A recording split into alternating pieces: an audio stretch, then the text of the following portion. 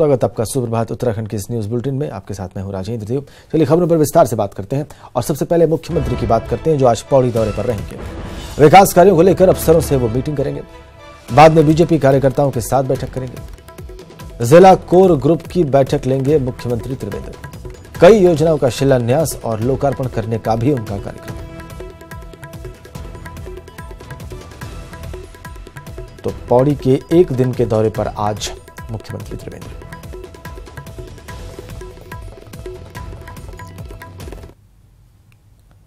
अब खबर विकासनगर से। वहां पर आर्थिक तंगी से परेशान मां ने अपने इकलौते बेटे को 50,000 रुपए में उसका सौदा कर दिया, लेकिन मां की ममता ने फिर करवट ली तो उसने बेटे को दिलाने की मांग करते हुए पुलिस को शिकायत दे दी। पूरा मामला विकासनगर कोतवाली क्षेत्र के बाबूगढ़ स्थित वाल्मीकि बस्ती का है। फिलहाल पुलिस ने दोनों बेचने और खरीदार को हिरासत में लेकर पूछताछ की है। कहा जा रहा है कि आर्थिक तंगी से परेशान वाल्मीकि बस्ती निवासी सिमरन ने अपने पति परमेंद्र की सहमति से अपने इकलौते 1.5 साल के बेटे को देहरादून के घंघोड़ा निवासी पूजा को 50,000 रुपए में बेच दिया। 3 जनवरी को हुए इस सौदे में विकासनगर की महिला ने भी बिचौलिए की भूमिका निभाई। मामले में जब सिमरन से बिना बेटे के रहा नहीं गया तो उसने पुलिस को शिकायत दी। इस पर पुलिस ने पीड़ित पक्ष के साथ बिचौलिए की भूमिका निभाने वाली महिला और पूजा को भी बच्चे समेत विकासनगर बुला लिया।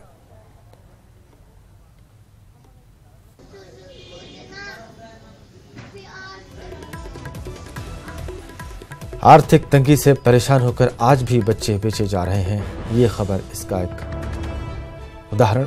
50,000 में बच्चा बेचा गया, 1.5 साल का, बिचौलिए के जरिए बेचा गया। आर्थिक तंगी से परेशान होकर बेचा गया, लेकिन मां ने ही अपने बच्चे के लिए तड़पते हुए पुलिस को इस बात की शिकायत कर दी।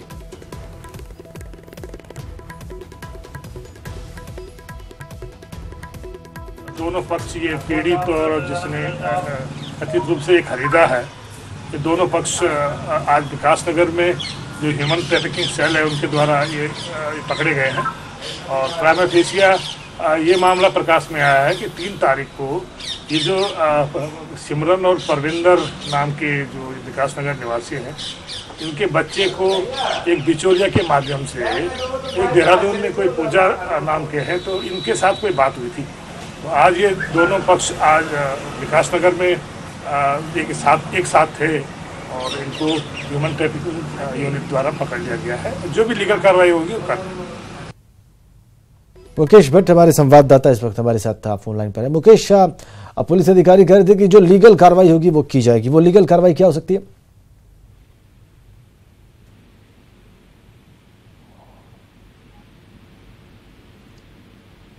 मुकेश, आपको मेरी आवाज मिल रही है?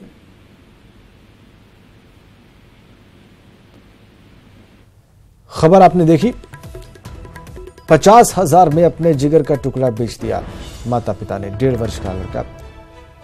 अब मामले की छानबीन कर रही है पुलिस। एक बिचौलिए के जरिए बच्चा बेचा गया, मां को बच्चा मिला, उसने खुद ही परेशान होकर पुलिस में शिकायत कर दी। नहीं सहा गया उससे अपने बच्चे से बिछड़ना।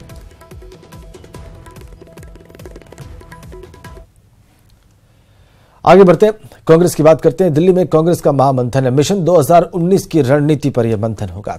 आज से 3 दिनों तक दिल्ली में यह मंथन होगा। देश भर से प्रदेश अध्यक्ष, नेता प्रतिपक्ष बुलाए गए। पीसीसी चीफ प्रीतम सिंह दिल्ली पहुंचे। इंदिरा हृदयेश, अनुग्रह नारायण सिंह भी इसमें शामिल होंगे। पूर्व मुख्यमंत्री हरीश रावत भी इसमें शिरकत करेंगे। ये जो 3 दिनों का मंथन है, ये किस चीज के लिए होगा? 2019 की रणनीति कहा जा रहा है, लेकिन क्या कोई और उद्देश्य भी है? क्या जो अंतर्कलह है उसको भी शांत करने का प्रयास इसमें हो सकता है? क्या नाराज नेताओं को मनाने की कोशिश हो सकती है? क्या जिम्मेदारियों पर फिर से चर्चा हो सकती है? तमाम सवाल हैं।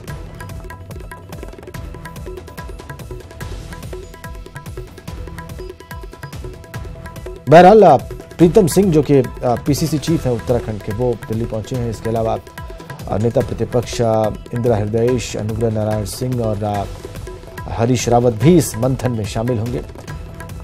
वैसे कांग्रेस ने सभी प्रदेश अध्यक्षों को बुलाया है, दिल्ली तलब किया है और महत्वपूर्ण नेताओं को, ताकि 2019 के लोकसभा चुनाव के लिए ठोस रणनीति बन सके। उत्तराखंड कांग्रेस से ये 4 चेहरे इस मंथन में शिरकत करेंगे। आज से 3 दिनों तक ये मंथन होगा कांग्रेस का।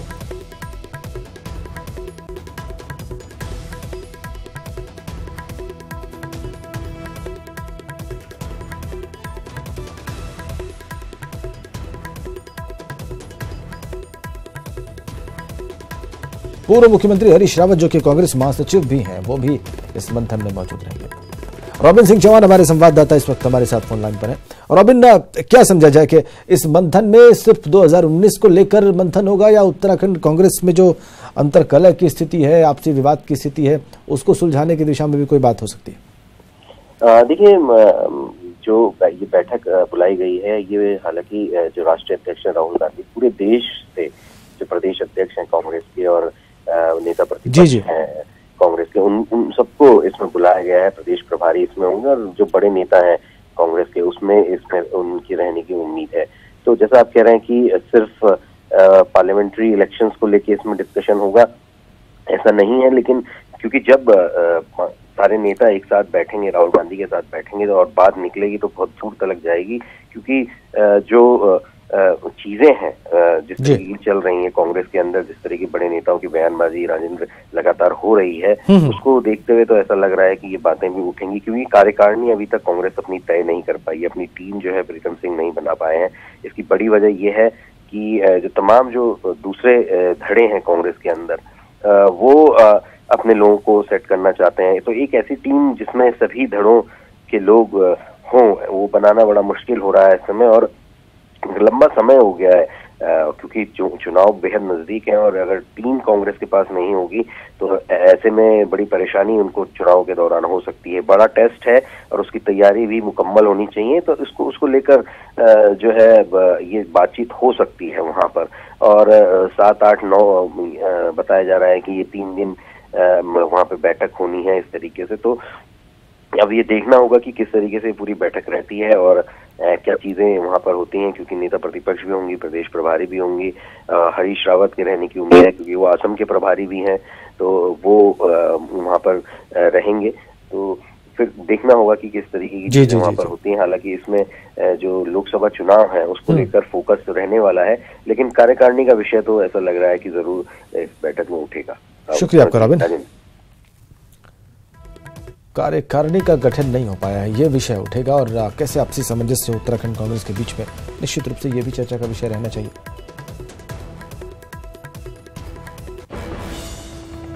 आइए मौसम की बात कर लेते हैं। आज से मौसम साफ होगा, बारिश और बर्फबारी से राहत मिलेगी। मौसम विभाग ने इसका पूर्वानुमान जाहिर किया है। 2 दिनों से पहाड़ों में बर्फबारी जारी है। केदारनाथ और गंगोत्री में जमकर बर्फबारी हुई है और इसके चलते मैदानी इलाकों में शीतलहर। बर्फबारी से पर्यटकों की आमद भी बढ़ी है।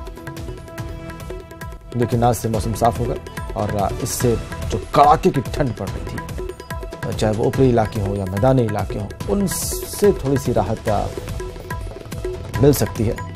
तो आज से मौसम साफ होना शुरू होगा, ये मौसम विभाग कह रहा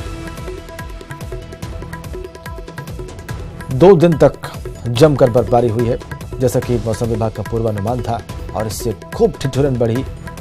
ऊपर बर्फ गिरी, नीचे कड़ाके की सर्दी पड़ी तराई के इलाकों में, मैदानों में। और आज से मौसम साफ होने की बात कह रहा है मौसम विभाग। भारती सकलानी हमारी सहयोगी मौसम विभाग के पूर्वानुमान की बारीक जानकारियां देंगी हमें। इस वक्त हमारे साथ सीधा कनेक्ट है देहरादून से। भारती, अभी तो ठंड होगी वहां पे बहुत ज्यादा, कब तक कम हो सकती है?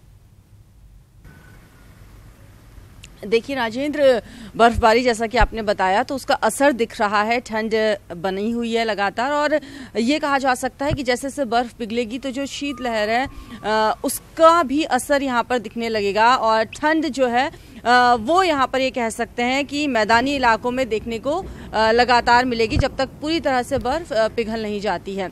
हालांकि आंशिक रूप से बादल छाए रहेंगे, ये मौसम विभाग की तरफ से कहा गया, और कुमाऊं के इलाकों के लिए खास तौर पर कहा गया है कि वहां पर हो सकता है अगले 24 घंटे के अंदर हल्की बर्फबारी और बारिश देखने को मिल सकती है। लेकिन मैदानी इलाकों के लिए ये कहा गया है कि हरिद्वार और यूएस नगर ये वो इलाके होंगे जहां पर कुहासा छाया रहेगा, और वैसे पूरे प्रदेश में मौसम साफ ही रहेगा। ये पूर्वानुमान मौसम विभाग की तरफ से जताया गया। और इसका मतलब ये है भारतीय के आने वाले दिन जो है थोड़े सुकून भरे हो सकते हैं जो लोग ठंड से परेशान थे। बिल्कुल बिल्कुल वैसी ठंड नहीं पड़ेगी जिस तरीके से पिछले 2 दिन में देखने को मिली है। पूरी तरह से बादल छाए हुए थे, धूप अगर हम कहें तो बिल्कुल भी नहीं निकली। और जो पहाड़ी इलाकों में बर्फबारी हुई है, देर रात मसूरी में भी जो बर्फबारी हुई है, उसका असर जो यहाँ पर देखने को मिल रहा था, वो ये कह सकते हैं राजेंद्र की उससे लोगों को फौरी तौर पर राहत मिलेगी। लेकिन पर्यटन कारोबार जो है उसको भी बहुत लाभ मिला इस बीच में। भारतीय वीकेंड था, बर्फ गिरी ऊंचाई वाले इलाकों में, खासकर जो टूरिस्ट प्लेसेस हैं, वो एक पक्ष भी है जिसको सोचना होगा। बिल्कुल बिल्कुल लोगों को यहाँ पर बर्फबारी का दीदार हुआ है और पर्यटन व्यवसायियों के चेहरे काफ़ी खिल गए थे, क्योंकि संडे का दिन था। सैटरडे को ही लोग वहाँ पर पहुँच चुके थे और संडे को जो बर्फबारी हुई है उससे 4 चांद ये कह सकते हैं कि पर्यटकों के लिए वो चांदी यहाँ पर रही है कि देखने को मिली उन्हें बर्फबारी। और पर्यटन व्यवसाय यहाँ पर काफ़ी खुश हुए, क्योंकि जैसे ही बर्फबारी यहाँ पर हुई उनके व्यवसाय में यहाँ पर ये कह सकते हैं कि काफ़ी उनके लिए अच्छा रहा है। और पूरे दिन भर पर्यटक कल मसूरी का रुख करते रहे, वहां पर उन्होंने बर्फबारी का मजा लिया है और देर रात भी काफी अच्छी बर्फबारी वहां पर हुई है। बहुत शुक्रिया आपका भारती। तो मौसम अब साफ होगा जैसे कि भारती हमें बता रही हैं, और ये इस बात का संकेत है कि ठंड कम हो सकती है आने वाले दिनों में।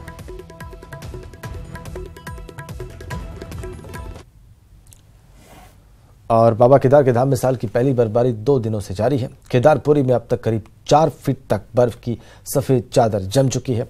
केदारनाथ का तापमान दिन में भी 0 से 5 डिग्री नीचे जा पहुंचा है और रात का तापमान भी 0 से 5 डिग्री से भी नीचे गिर रहा है। और ऐसे में केदारनाथ में रहने वाले कर्मचारियों और मजदूरों को पुनर्निर्माण के काम के साथ ही अपने रोजमर्रा के काम करने में भी बड़ी दिक्कतें पेश आ रही है। न्यूज़ 18 आपको केदारपुरी की एक्सक्लूसिव विजुअल्स दिखा रहा है। इसमें आप साफ देख सकते हैं कि केदारपुरी बर्फ की सफेद चादर में किस तरह से ढकी हुई है। 4 फीट तक बर्फ पड़ी हुई है इस वक्त केदारपुरी में। निर्माण कार्य करने वालों को ठंड की वजह से काम करने में बहुत मुश्किलों का सामना करना पड़ रहा है। ठंड भी बढ़ गई है और जिससे कि यहां पर काम करने में काफी दिक्कत हो रही है। अंदाजा लगा सकते हैं कि इस बर्फ में काम कैसे हो रहा होगा वहां पे। बहरहाल उत्तराखंड में शीतलहर है और लोग घरों में दुबके हुए हैं। मौसम के करवट बदलते ही उत्तराखंड के हिल स्टेशन ने बर्फ की सफेद चादर ओढ़ ली है और इसे हिल स्टेशन चोपता दुगलबट्टा भी पर्यटकों से गुलजार हो चुका है। साल की पहली बर्फबारी के बाद चोपता दुगलबट्टा एक बार फिर पर्यटकों के स्वागत के लिए तैयार है। कम भीड़ भाड़ पसंद करने वालों के लिए तो चोपता किसी जन्नत से कम नहीं। बर्फबारी के बाद बड़ी संख्या में पर्यटकों ने इस बार यहां पहुंचना शुरू कर दिया है और ऐसे में चोपता के व्यवसायियों के चेहरे खिले हुए हैं।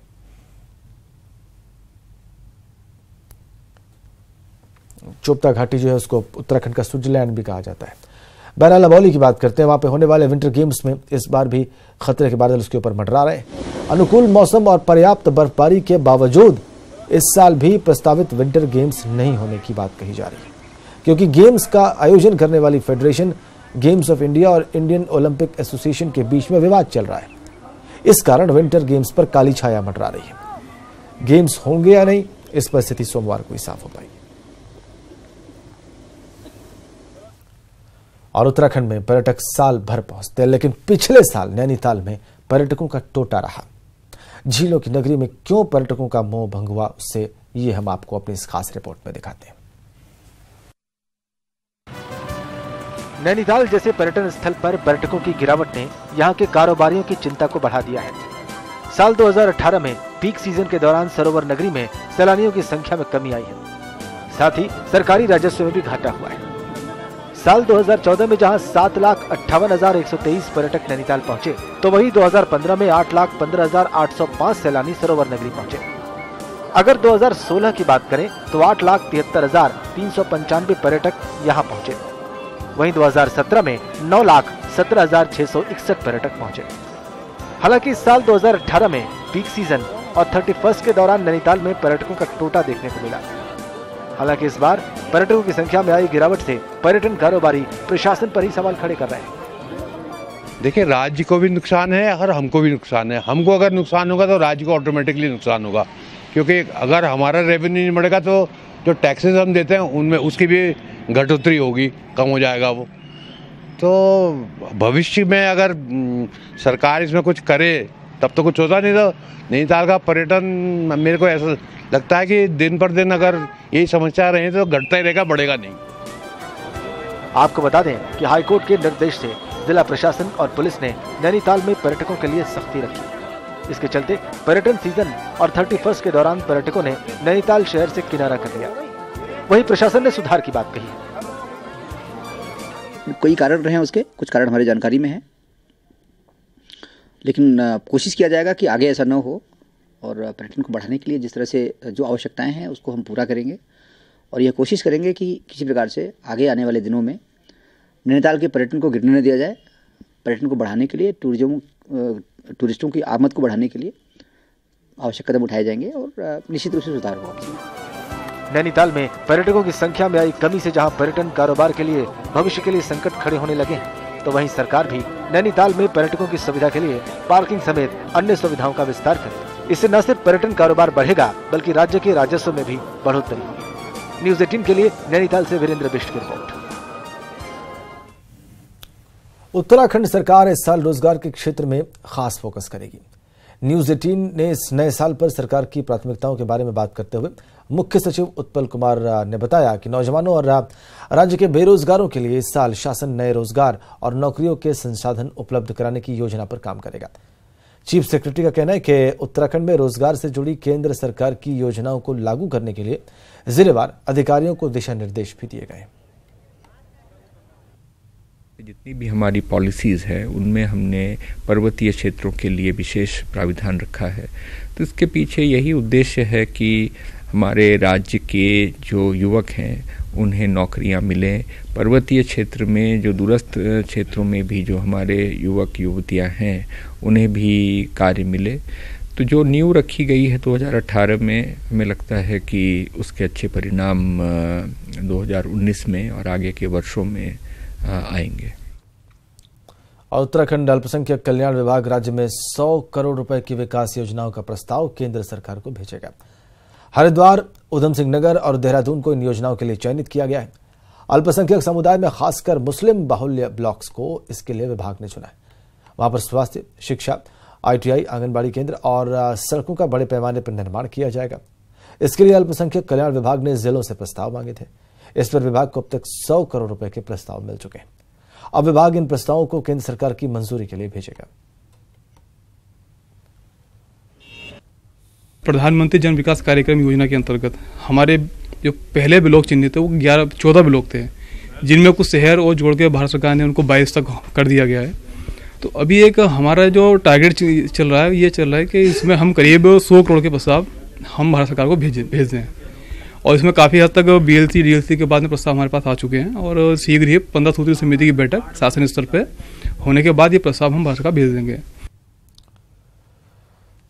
टिहरी झील में साहसिक पर्यटन को बढ़ावा देने के लिए राजीव गांधी साहसिक खेल अकादमी का संचालन शुरू हो गया है। इससे युवा राज्य में ही प्रशिक्षण लेकर रोजगार हासिल कर रहे हैं। टिहरी झील अब साहसिक पर्यटन के लिए पूरी तरह तैयार हो रही है। यहाँ साहसिक पर्यटन को बढ़ावा देने के लिए झील के पास राजीव गांधी साहसिक खेल अकादमी शुरू हुई है, जिससे अब युवा राज्य में रहकर ही एडवेंचर स्पोर्ट्स का प्रशिक्षण लेकर रोजगार हासिल कर रहे हैं। दिसंबर में 30 युवक युवतियों को जहां लैंड एडवेंचर स्पोर्ट्स की ट्रेनिंग दी गई, वहीं अब 50 युवकों को टिहरी झील में निःशुल्क वाटर एडवेंचर स्पोर्ट्स की ट्रेनिंग दी जा रही है, जिसमें kayaking, water skiing, swimming, surfing, क्रोइंग और प्राथमिक उपचार की बारीकियां शामिल हैं। 5 दिवसीय वाटर स्कीइंग और कयाकिंग कोर्सेज चलाए, जिसमें स्विमिंग और surfing, water skiing and first aid आदि की इनको ट्रेनिंग दी गई है। वाटर एडवेंचर स्पोर्ट्स के शौकीन भी मान रहे हैं कि इस तरह की ट्रेनिंग प्रोग्राम के जरिए उन्हें वाटर एडवेंचर स्पोर्ट्स में अपना करियर बनाने का सुनहरा मौका मिल रहा है। पहले हमें बहुत दिक्कतें होती थी, कहीं पता भी नहीं था। यहाँ पर जस्ट टिहरी में अभी राजीव गांधी साहसिक एकेडमी स्टार्ट हुई है और बहुत अच्छा स्कोप निकाला है गवर्नमेंट ने। हम सभी स्टूडेंट्स के लिए या कोई भी अगर कोर्स करें, यहाँ पर इस कोर्स से बहुत बेनिफिट है। अच्छा रहा, बहुत कुछ सीखने को मिला यहाँ पे आके। पहले तो सोचा था कि पता नहीं क्या होगा, झील जिसको हम देख के इतना डरते हैं, तो उसके पास जाने का मौका मिला है सर। अपने डर को हमने कंट्रोल करने का मौका मिला है। टिहरी झील में साहसिक पर्यटन गतिविधियों को बढ़ावा देने के लिए राजीव गांधी साहसिक खेल अकादमी का संचालन शुरू हो चुका है, जिसके तहत यहां पर पहले लैंड एडवेंचर स्पोर्ट्स और अब वाटर एडवेंचर स्पोर्ट्स की ट्रेनिंग दी जा रही है। करीब 50 छात्र छात्राओं को यहाँ पर वाटर स्पोर्ट्स की ट्रेनिंग दी गई, जिससे अब उन्हें ट्रेनिंग के लिए बाहर नहीं जाना पड़ेगा और वो इसी क्षेत्र में अपना भविष्य बना सकेंगे। सौरभ सिंह, न्यूज 18 टिहरी। हमारी पहुंच आपकी ताकत है।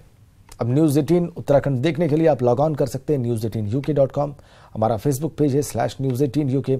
हमारा यूट्यूब चैनल है /news18UP उत्तराखंड। आप देख रहे थे सुप्रभात उत्तराखंड। धन्यवाद।